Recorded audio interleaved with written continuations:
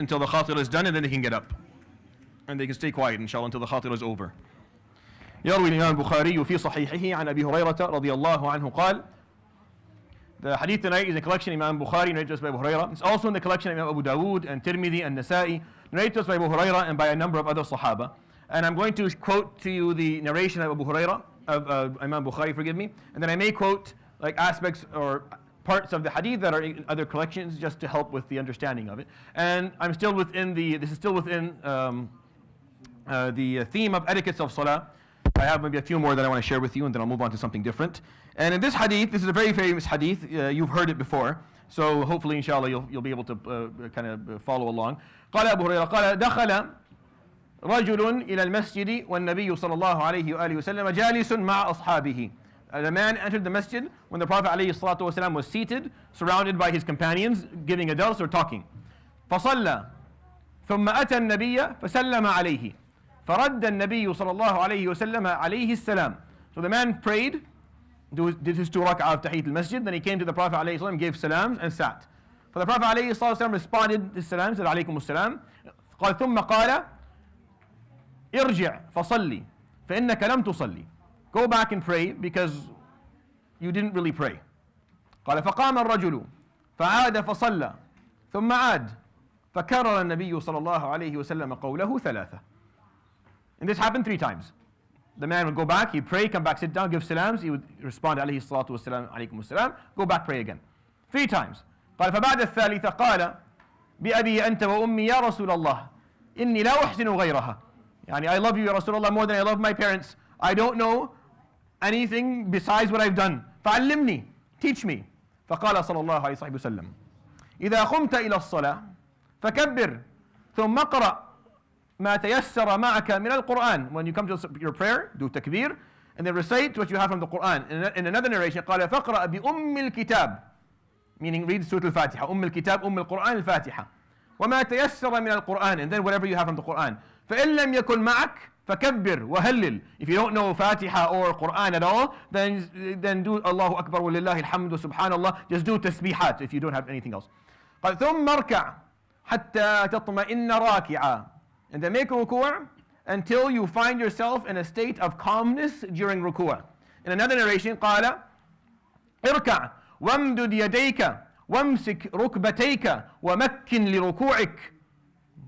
Put straighten your arms out, hold on to your knees, and give yourself some time. مكن لركوعك, meaning have a strong ruku', where your knees, where your legs are standing straight. You're not bending your knees, and you're not just touching your knees with your hands as if you're disgusted of your knees. You're actually holding down properly. مكن ومكن لركوعك.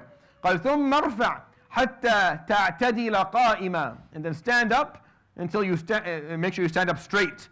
In another narration, قال حتى يعود كل عظم إلى مفصله.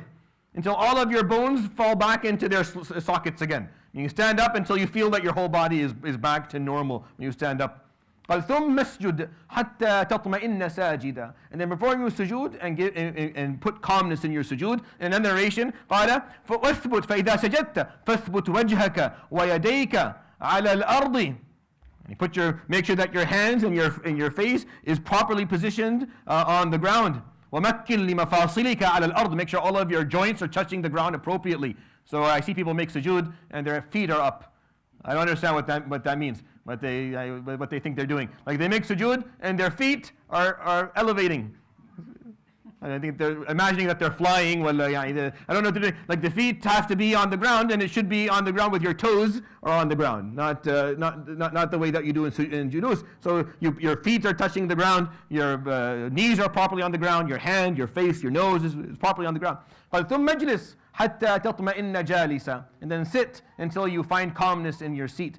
قال ثم اسجد حتى تطمئن ساجدا. And then make sujood and find calmness in your sujood. وافعل ذلك في صلاتك كلها. And then do that in all of your prayer. And then the narration قال فإذا فعلت ذلك. If you do all this, تمت صلاتك. Then your prayer is complete. وإن انتقصت منه شيئا انتقصت من صلاتك. And the more things that you steal from this, that you decrease, that you don't do appropriately, the more things that you're stealing away from your own salah.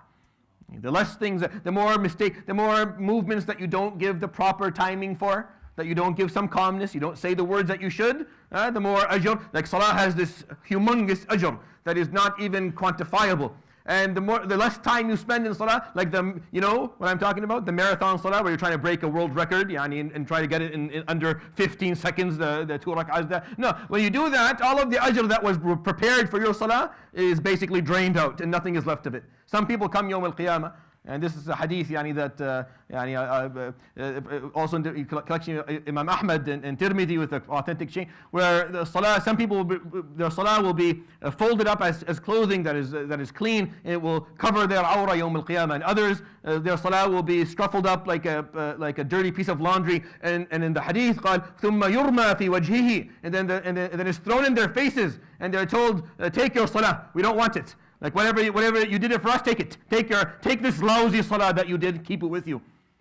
Allah subhanahu wa ta'ala, السلام, Allah subhanahu wa ta'ala protect all of us from this. And it comes from not understanding what he said here, عليه الصلاة والسلام. I want you to imagine that you came to the masjid of the Prophet عليه الصلاة والسلام. You prayed your tahiyyat al-masjid. You came and sat in his halaqah. He looked at you and he answered your salam, and then he says, go back and pray. You didn't really pray. Like, I know that you made some movements, but that doesn't qualify as a prayer. Like, you didn't actually pray. Some people, the Prophet ﷺ, when he sees them pray, is saying that, do it again. That's not really a prayer.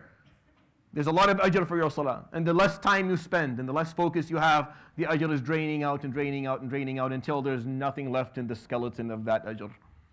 And then Yawm al-Qiyamah, what are you hoping for?